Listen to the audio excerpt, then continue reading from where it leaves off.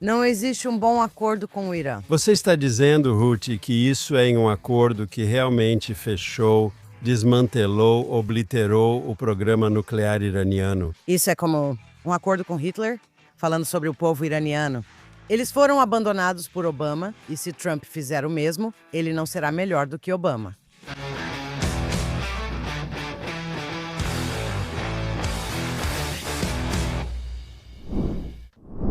Shalom e bem-vindos a mais um episódio de Israel Indiplomático. Eu sou Mark Regev, aqui com minha co-apresentadora regular, Ruth Blum, e temos muito para discutir novamente, claro, o Irã. Temos falado muito sobre o Irã ultimamente. O que há de novo, Ruth? Bem, você sabe como nós duas temos conversado fora do podcast quando há algo realmente crítico nas notícias, como Irã e Gaza. Claro, não tem como evitar.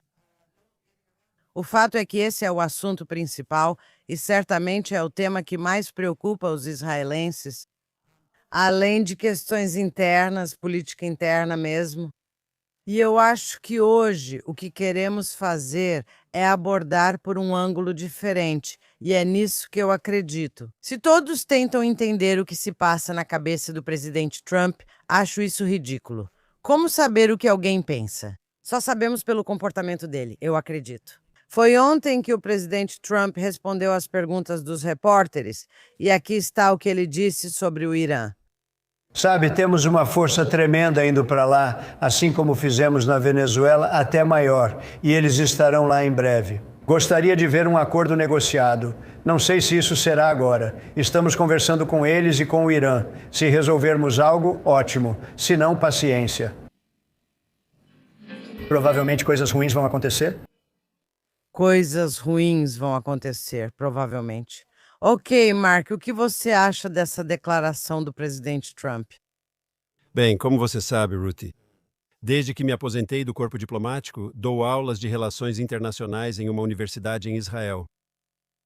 E o que Trump está realmente dizendo? Existe um conceito que é ensinado nos cursos de relações internacionais, que é a diplomacia coercitiva, que ele está mostrando força, está movendo ativos militares para a região, está fazendo ameaças, mas ele também está dizendo: eu quero um acordo e vocês, iranianos, precisam concordar com esse acordo, ou então... E ele diz, caso contrário, coisas muito ruins vão acontecer. E eu acho isso muito inteligente. Isso foi feito ao longo dos anos por todos os tipos de potências. A única questão é que, na minha cabeça, está claro que ele prefere um acordo. A questão é, os iranianos podem? E nós falamos sobre isso nas últimas semanas. Isso é loucura? O regime Ayatollah no Irã, que é tão comprometido com sua visão de mundo ideológica e militante, sim, está tão preso à revolução de Khomeini e à exportação da revolução islamista e assim por diante. Eles vão fazer as concessões que Trump pode aceitar para fechar um acordo? Não sei responder porque não sei se o regime quer evitar ser atingido pelos Estados Unidos. Se o regime acredita que outra guerra com os Estados Unidos e talvez Israel, muito provavelmente, então o regime perderá o poder. Só podem permanecer se aceitarem os termos de Trump, que podem ser muito bons, sobre o programa nuclear, talvez mísseis balísticos e apoio a representantes terroristas na região. Em outras palavras, é aí que estamos, diplomacia coercitiva. Trump, obviamente, prefere um acordo. Se ele vai conseguir ou não, ainda não sabemos. Ok, aqui está o que penso. Qualquer acordo trará consequências ruins. Primeiramente, não se pode fazer acordo com o Ayatollah, pois não cumprem, e se cumprirem, será só por um tempo. Já estão enrolando. Eles dizem, vamos falar do programa nuclear, mas não dos mísseis balísticos, nem do terrorismo por procuração no mundo. Isso está fora de questão.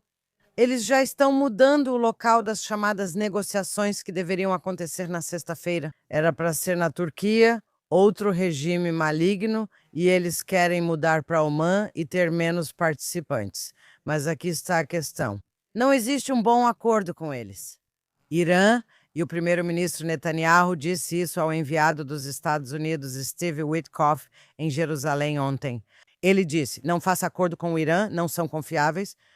Antes, Ponto primeiro. Qual o próximo ponto? Só quero levantar essa questão.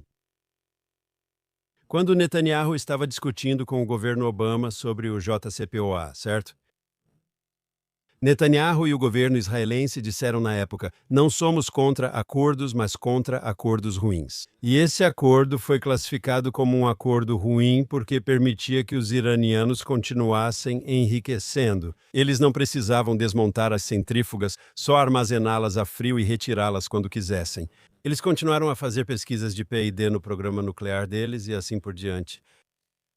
Mas estava implícito em tudo isso que, na verdade, o Irã tinha desmontado seu programa nuclear militar, não era só uma insinuação. Acho que foi dito que se eles realmente fizessem isso, esse tipo de acordo seria aceitável para Israel. Ao contrário do acordo de Obama, que não era aceitável por nunca cumprir o prometido.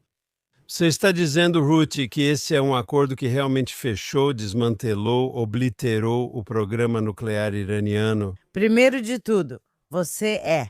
Eu me lembro quando Netanyahu disse isso. Eu discordei de Netanyahu quando ele disse isso. Se houver um bom acordo, faremos. Primeiro, vamos chamá-los de República Islâmica, não de iranianos. E eu estou dizendo isso em homenagem aos iranianos que estão sendo mortos nas ruas. Então vamos dizer que eles são a República Islâmica e o povo são os iranianos. Não, antes de tudo, não foi só isso. O JCPOA foi um acordo ruim, foi mesmo, e Trump acabou com ele. Mas o que era ruim era qualquer acordo com isso. Isso é como um acordo com Hitler, ok? Então, sou contra qualquer acordo. Eu era totalmente a favor da Guerra de 12 Dias, foi excelente. Uma combinação das forças de Israel e dos Iowa destruiu uma parte significativa das instalações nucleares, não todas, e certamente não todas as capacidades de mísseis balísticos. E sim, as sanções são importantes. Mas, neste momento, eu quero falar sobre o imperativo moral de ajudar os iranianos a derrubar o regime deles. Eles têm ido às ruas há semanas gritando "Morte a Khomeini", pedindo ajuda de Trump e de Netanyahu. E o presidente Trump já faz mais de 3 semanas, creio eu. Ele postou no Truth Social. Ele se dirigiu ao povo iraniano e disse: continuem, a ajuda está a caminho. E como resultado disso, o primeiro-ministro Netanyahu já fez vídeos se dirigindo ao povo iraniano. Estamos do seu lado, etc. E muitos milhares foram mortos no Irã desde a declaração do presidente Trump. Depois, ele começou a recuar. Ele disse: bem, eles pararam de executar pessoas, então vamos ver. Isso não era verdade, eles não tinham parado de executar pessoas. E neste momento, acho que se Trump, depois do que ele disse e depois do que Netanyahu disse, eu acredito que existe um imperativo moral para ajudar essas pessoas. E a única maneira de realmente fazer isso é através da força militar. Obviamente, ajudá-los a derrubar o regime deles. Eu não quis dizer que podemos, por meios militares, derrubar o regime, mas é isso que o povo iraniano quer. E agora que Trump está falando só sobre armas nucleares, mísseis balísticos e terrorismo, ei, o que aconteceu com o povo iraniano? E vemos isso em todo o mundo agora, e vamos chegar lá. Mas isso é crucial. Então, antes de tudo, quero distinguir entre o que Netanyahu disse e o que Trump disse. Trump disse: apoiamos o povo nas ruas e a ajuda está chegando, mostrando que os Hezbollah estavam prestes a intervir militarmente. Ele não disse isso exatamente, mas afirmou que a ajuda está vindo. Netanyahu, eu achei, foi mais cauteloso no que disse. Ele disse: nós apoiamos a luta do povo iraniano pela liberdade. E quero dizer, até mesmo os europeus podem dizer coisas assim, certo? Não é dizer que vamos entrar lá e derrubar o regime, não é isso. Mas a ajuda está a caminho, a esperança está a caminho. Talvez isso possa ser interpretado de diferentes formas. Sabemos como isso foi recebido no Irã, certo? Eu estava ouvindo quando Trump fez esses comentários, seu irmão também. John tem um podcast de sucesso em Nova York, o podcast da revista Commentary. Ele fez uma comparação que gostei, agradando meu senso de comparações históricas. Ele disse que é como Eisenhower em 1956 na Hungria, como os americanos estavam chamando naquela época. Era o começo da Guerra Fria, 1956, faz apenas 11 anos. Após a Segunda Guerra Mundial, os soviéticos dominaram toda a Europa Oriental e instalaram regimes comunistas em todos esses países, como Hungria. Por meio de transmissões como a Rádio Europa Livre, eles incentivavam o povo da Europa Oriental a expulsar os soviéticos e conquistar a liberdade. O povo húngaro realmente fez isso em 1956. Houve a famosa revolução contra o controle soviético e o terrível regime comunista que eles tinham na Hungria. Os russos enviaram tanques e reprimiram brutalmente. Os Estados Unidos, apesar da indignação moral, não ajudaram o povo da Hungria. No fim, para Eisenhower, era claro que queríamos a liberdade dos húngaros.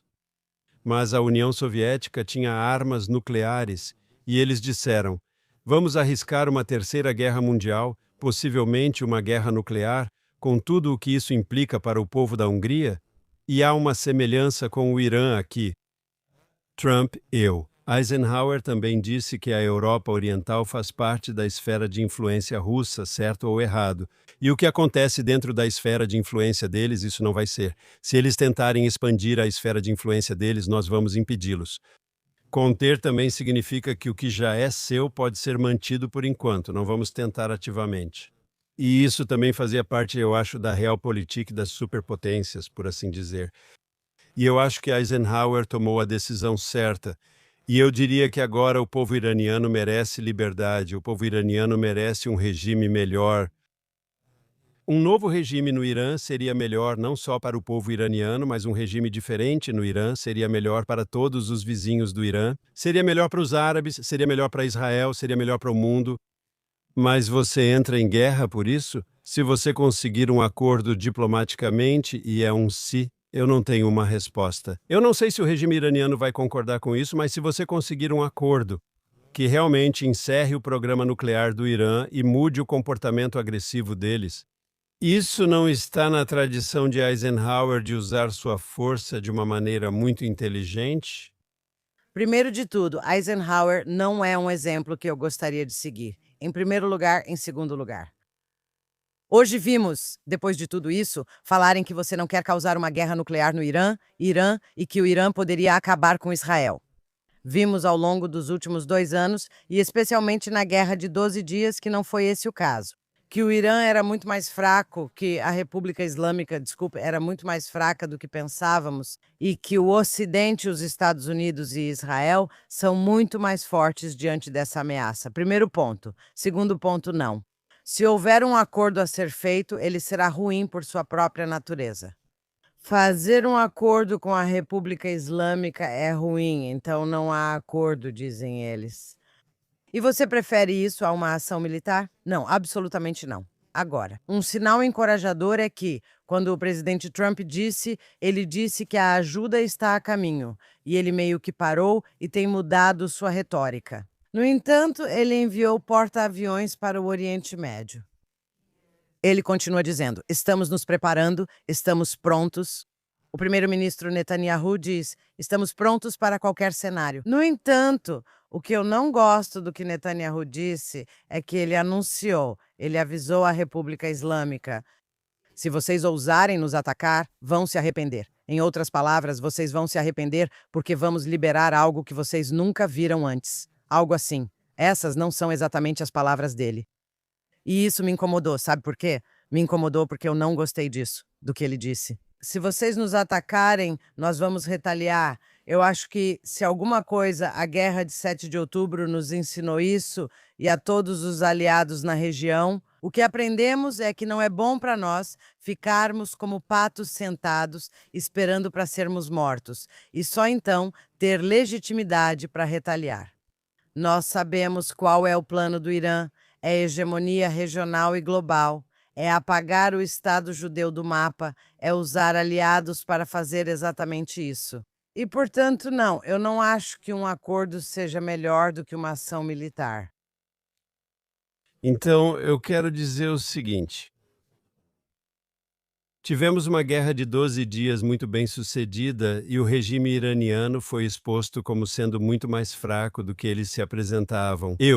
A verdade é que piratas israelenses estavam sobrevoando Teherã, a capital deles, e não houve nenhum disparo de bombas antiaéreas. Nós não perdemos um único avião em todos aqueles 12 dias de combate, certo? Os americanos também não perderam, embora tenham participado de forma mais limitada. Ficamos lá quase todos os dias por 12 dias e não perdemos nenhum piloto. Tivemos liberdade total nos céus do Irã. Se houver uma guerra, o que considero possível, pois não sei se os iranianos aceitarão o acordo que Trump apresentará. Mas mesmo que haja guerra, eu também estou confiante de que seremos menos prejudicados do que na guerra de 12 dias. Primeiro, as capacidades do Irã foram bastante reduzidas. Aprendemos lições importantes daquela guerra, certo? E diferente da rodada anterior de combates, quando Israel ficou sozinho. Sim, nos primeiros 10 dias da guerra, até a intervenção dos Estados Unidos com ataques nucleares. O ataque surpresa à meia-noite foi crucial. Eles fizeram coisas que talvez não conseguiríamos fazer sozinhos, certo? Então agradecemos aos americanos por terem feito isso. Mas se os americanos estiverem envolvidos desde o primeiro dia, isso significa os iranianos. Será ainda mais difícil para eles nos prejudicar, pois enfrentarão um ataque do EUA. Aqui quero dizer algo com que discordo de você. Não sou contra a preempção israelense, sabe? Israel iniciou a guerra de 12 frentes para enfrentar o programa nuclear e de mísseis balísticos do Irã. Nós destruímos, sabe, o reator nuclear de Saddam em 1981 e destruímos o reator nuclear sírio. Quando foi isso? Isso foi em 2007. Então, eu não sou contra a ação preventiva de Israel, acho que atualmente. Não tenho ilusões sobre o regime iraniano e seus planos hostis contra Israel. Eles querem nos eliminar, entendo isso. Mas na situação atual, em que os EUA estão fazendo essas ameaças e negociando negociações coercitivas sob o pretexto da diplomacia com os iranianos, certo? Acho que Israel deve dizer, agora é um espetáculo americano e participamos. Acho que não podemos agir preventivamente agora. Se eles nos atacarem, como disse Netanyahu, podemos agir com força e acho que a América também, pois eles estarão rompendo. Mas eu acho que Israel, estamos certos em enviar uma mensagem para dizer ao regime iraniano bem claramente: se vocês nos atacarem, nós vamos revidar e revidar com força. Mas a ideia de que, nas circunstâncias atuais, onde está muito claro, é tudo uma questão entre Teherã e Washington, uma batalha e nós estamos do lado dos americanos. Acho que seria errado para Israel agir preventivamente neste momento. Se os americanos quiserem ir, estaremos todos com eles, certo? Mas acredito que seria errado, nas circunstâncias atuais, que Israel haja preventivamente em relação às relações entre EUA e Israel.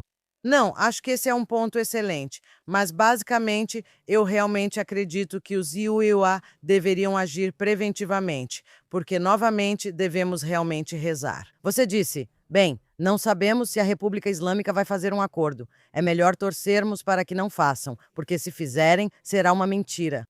Não vai valer nem a tinta do papel em que está escrito.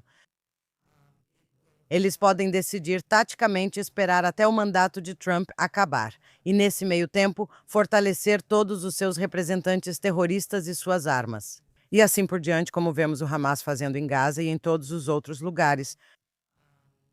Então, sim, eu entendo que Israel não deveria atacar agora. E é possível que o que ouvimos sobre várias explosões acontecendo no Irã e incêndios, o regime diz que são vazamentos de gás ou algo assim. Israel e os Estados Unidos negam estarem por trás disso. Mas você sabe, é bem possível que isso não seja verdade, que Israel esteja por trás disso. E essa é a forma deles participarem. Não por antecipar um ataque aéreo, mas sim, sabe, atrapalhando e também prejudicando a infraestrutura do regime. Mas o que eu quero dizer é, acho que agora eu realmente quero falar sobre a questão da moralidade agora. Só antes de você falar sobre moralidade, e moralidade é importante, mas eu quero levantar uma questão. Sim.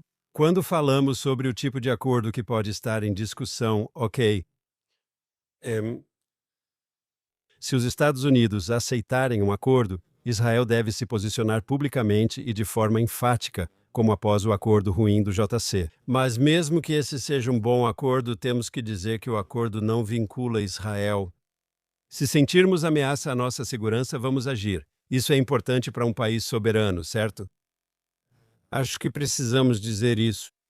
E qual é o meu medo? Mesmo que seja um acordo muito bom, porque o iraniano, e mais uma vez, acho que a probabilidade sabe, não é nada certo. Não tenho certeza se o regime iraniano, porque é um regime tão extremo e louco, eles poderiam realmente, sabe, dar ao Trump uma alternativa que ele teria que atacar, mesmo que essa não seja a preferência dele. Sim, mas mesmo que você hipoteticamente conseguisse um ótimo acordo, certo? Eles poderiam dizer que estamos aguentando firme por 3 anos. O Trump sai da Casa Branca. Quem vai vir depois, certo? E a pessoa que vier depois pode não ser, sabe? Pode ser mais isolacionista ou pode ser mais pacifista. E se eles forem tão... Ou um democrata, Deus me livre. Poderia haver também um republicano isolacionista ou passivo. Ah, com certeza, com certeza. E os iranianos são muito espertos, então poderiam quebrar o acordo em passos incrementais, certo? E assim não haveria necessariamente uma provocação direta. Esse seria o meu medo, mesmo no caso de um bom acordo. Ok, mas eu acho que se a Casa Branca concordar com um acordo com os iranianos, isso, à primeira vista, te dá o que você precisa. Sobre o acordo nuclear e sobre as outras questões, é muito difícil para Israel vir a público e você sabe virar a mesa, por assim dizer. Espero que Trump, por ter criticado o mau acordo de Obama, não queira ser comparado a ele e só aceite por isso. Essa é minha esperança. Eu não tenho garantia, mas essa é a minha esperança. Que ele só vá concordar com um acordo que seja realmente um bom acordo. Novamente, essa não é a única coisa pela qual ele não quer ser comparado ao Obama. Em 2009, quando os iranianos foram às ruas por causa de uma eleição roubada, Obama os abandonou e Hillary Clinton disse: "Sim, estamos observando. Sim, queremos ver o povo iraniano. Eles devem decidir por si mesmos." Isso é mais importante do que... Nem estou falando sobre o JCPOA, estou falando sobre o povo iraniano. Eles foram abandonados por Obama. E se Trump fizer o mesmo, ele não será melhor do que Obama. E eu não acho que ele vai permitir que a história o veja como alguém que não foi melhor do que Obama. E um segundo, eu quero acrescentar o iraniano. Houve um drone iraniano que atacou o porta-aviões Abraham Lincoln do Zemial. Um ataque, ele estava se aproximando. E havia outro. Houve outra agressão contra navios do ZEUA no Estreito de Hormuz. E essas duas coisas aconteceram alguns minutos depois, ou por volta do momento em que Steve Witkoff estava no escritório do primeiro-ministro Netanyahu em Jerusalém. Discutindo isso e Gaza agora, isso já deveria ser suficiente, enquanto Trump está dizendo, bem, os iranianos estão dizendo que vão fazer um acordo, e houve agressão nisso, né? Uma agressão naval contra os Estados Unidos, isso já deveria ter sido suficiente. Então, a pergunta agora é, Trump está jogando um jogo onde ele ainda está esperando que os militares do ZEUA e os militares israelenses deem o sinal verde? Porque uma coisa que sabemos, ouvimos de fontes realmente confiáveis, é que há uma escassez ou um problema no ZEUA e em Israel de interceptadores. E não é uma tática para ganhar tempo. Vou te dizer sinceramente, não se trata só do acordo. Você insiste. Se ele puder fazer um acordo, deveria. Não, não deveria. E se ele abandonar o povo iraniano do jeito que Obama fez... Então eu serei a primeira pessoa a criticá-lo por isso. Eu não acho que ele vai fazer isso e espero que ele não faça. Até agora ele tem sido excelente na região, exceto por algumas coisas que eu realmente não gosto. Mas, nesse caso, tenho quase certeza de que ele não vai fazer isso. Ele não vai se permitir ser humilhado dessa forma. Preciso corrigir. Falei que ele vai aceitar o acordo, não que deveria, apenas que vai. Em outras palavras, eu não estava fazendo uma afirmação moral ou ética. Eu estava dizendo que, se conheço Trump, ele vai aceitar um acordo, se conseguir um bom acordo. Era isso que eu estava dizendo. Eu não disse que ele deveria, nunca disse que ele deveria. Eu concordo com você que Trump não quer ser conhecido como anti-Obama. Não, como Obama? Como Obama. Desculpe, como Obama, como a pessoa...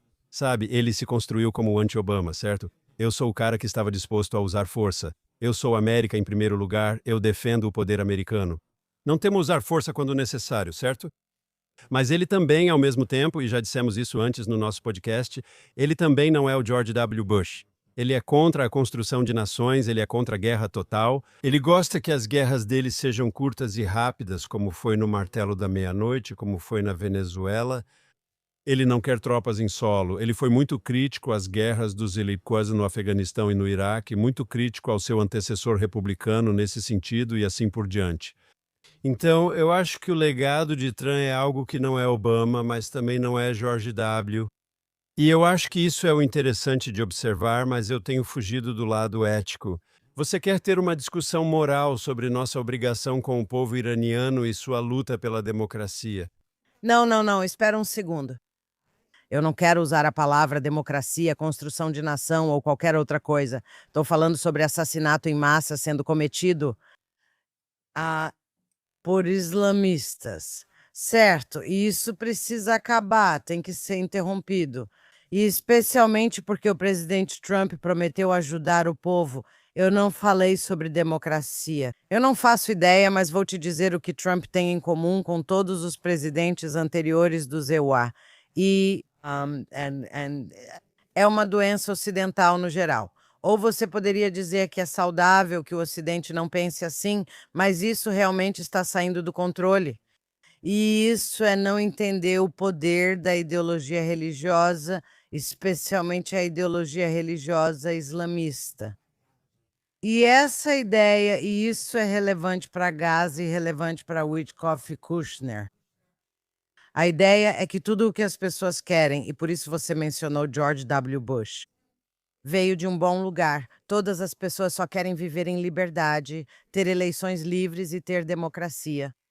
É uma interpretação totalmente equivocada da cultura islâmica do Oriente Médio, certamente como ela é e como sempre foi. E a ideia de que, de alguma forma, tudo o que você precisa é dar prosperidade às pessoas e um motivo para toda essa esperança e mudança. Isso é muito ocidental, não é a mentalidade do Oriente Médio e, na verdade, nem é culpa do Trump. Não acredito que ele saiba disso. E muitos que falam ou sussurram para ele também não entendem o suficiente. Nem os antecessores dele, democratas ou republicanos, sabiam. Eu acho que a diferença é que os democratas, quando o Partido Democrata foi muito, muito para a esquerda, começou quase a se identificar com os islamistas radicais. Houve esse tipo de união como uma aliança comunista islamista, os republicanos. Isso vem de outro lugar, isso também vem do isolacionismo tradicional no Partido Republicano, que costumava ser muito isolacionista. Mas também, sabe, esse América em primeiro lugar gera disputa sobre seu significado. E como eu disse, acredito que a América, se ela tem algo, qualquer luz para iluminar o mundo, e Israel, sabe, nós dizemos que somos um farol no Oriente Médio. Não é que a gente imponha a democracia a ninguém, é que vemos assassinatos em massa acontecendo. E se estamos sendo assassinados em massa, como fomos em 7 de outubro ou no Holocausto, existe um imperativo moral de nos unirmos para combater isso. Então, antes de tudo, quero discordar de algo que você disse quando falou sobre o Oriente Médio, ok? E você está certo, e eu acredito que isso seja verdade. Não adianta chegar a um país sem tradição democrática ou sociedade civil independente e dizer vamos ter democracia e eleições amanhã. Isso não funciona, é um processo. Eu acho que se o regime dos mulás no Irã fosse cair e de fato caísse, acredito que o Irã está em posição única no Oriente Médio para ter mais sucesso. Vou explicar o porquê. É porque o povo iraniano é educado, o povo iraniano é um povo muito bem-sucedido como país, certo? E eles têm vivido sob esse território, esse regime islamista terrível. O que é isso? Desde 1979, certo? Estamos chegando perto de 50 anos e o povo odeia o regime. Nós sabemos disso, então não é como se um senhor da guerra estivesse tomando o lugar de outro senhor da guerra. Em um lugar como a Somália ou na Guerra Civil da Líbia, onde nunca houve uma sociedade civil, certo? E assim por diante. No Irã há potencial para algo bom.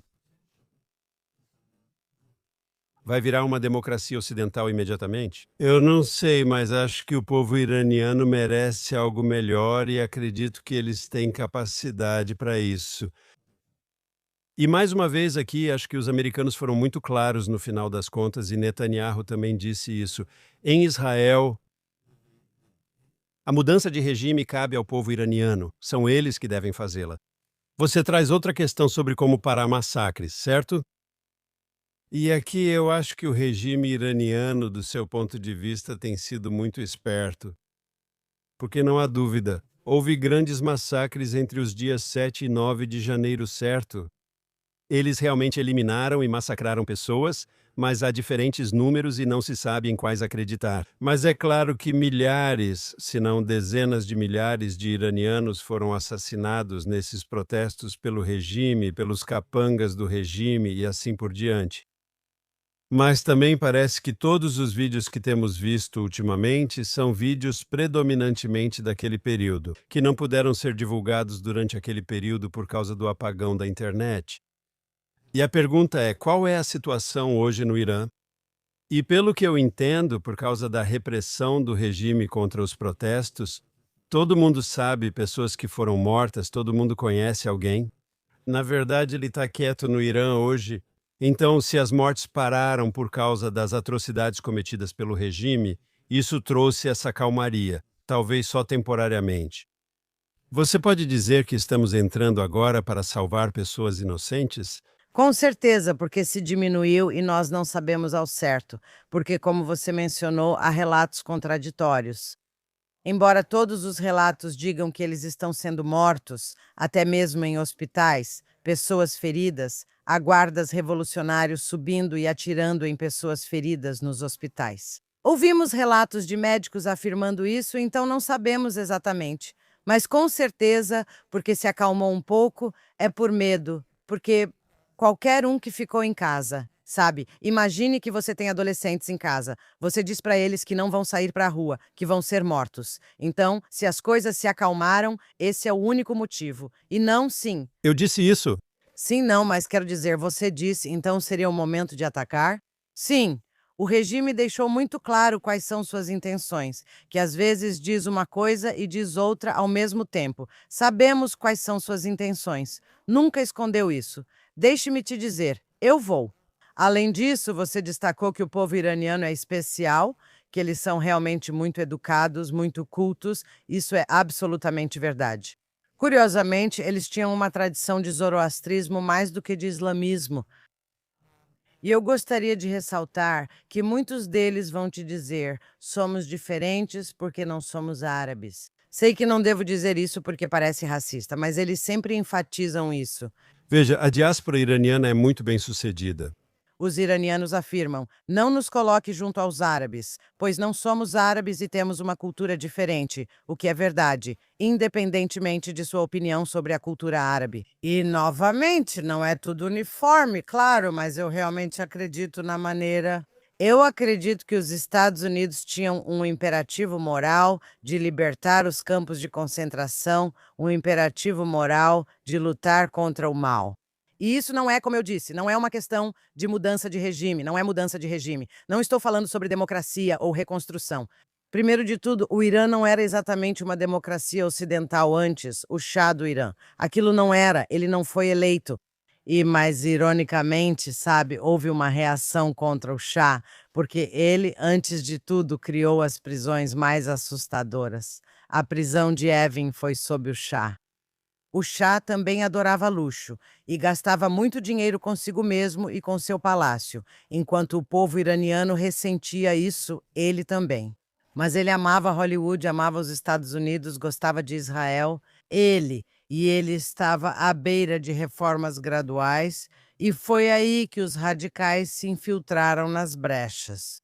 Não sei o que vai acontecer depois, mas posso te dizer algo. Essa ideia de que é preciso ter cuidado, porque ao derrubar um regime nunca se sabe o que virá, é verdadeira. Isso é verdade. Pior do que o que está acontecendo no Irã, desde 1979 não vai ter algo pior. Isso é certo. Eu concordo com você nisso. Acho que qualquer coisa que venha depois do regime islâmico será melhor para o povo do Irã, melhor para a vizinhança, melhor para o mundo. Isso eu não discuto. Eu não acho que possa ficar pior do que o regime atual. Isso eu aceito a questão, embora seja uma questão teórica. A verdadeira pergunta que enfrentamos hoje é: o que os Estados Unidos devem fazer? Certo, isso ainda está em aberto e não sei. Teremos resposta até a próxima reunião para discutir? Bem, eu certamente espero que sim. Mas você sabe, dizemos isso toda semana e até agora não se concretizou. E isso também diz algo sobre Trump, porque às vezes Trump é retratado na mídia ocidental e na mídia americana como esse cowboy que age por impulso. Mas você sabe, e na verdade, obviamente, existe a fanfarronice. Mas ele não é assim? Talvez eu só diga isso para encerrar o podcast semanal. Ele me parece de muitas maneiras, quero dizer, ele também tem esse lado meio teatral, mas não há um método nessa loucura. Ele não é, na verdade, um jogador internacional muito astuto. E com isso me despeço até a próxima semana. Ruthie está ansiosa por isso.